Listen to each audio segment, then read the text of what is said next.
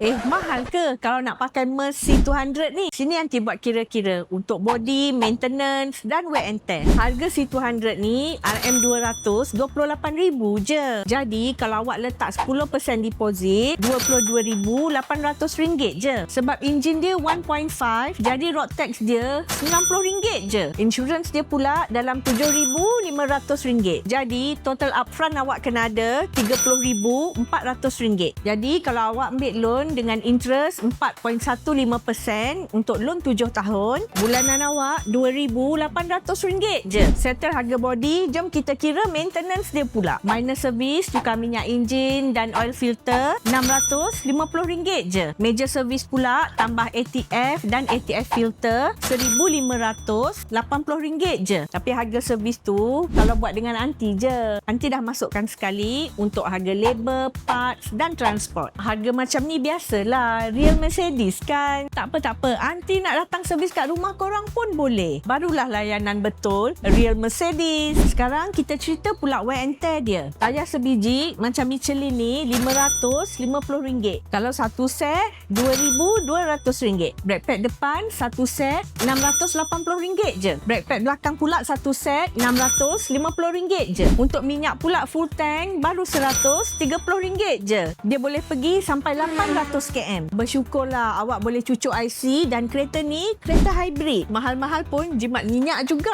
Yelah, enjin kan 1.5. Jadi gaji selesa untuk beli C200 ni RM15,000 sebulan. Jadi korang nak tak real Mercedes C200 ni? Kalau nak, jom jumpa Aunty di Prime Wheel Subang Jaya.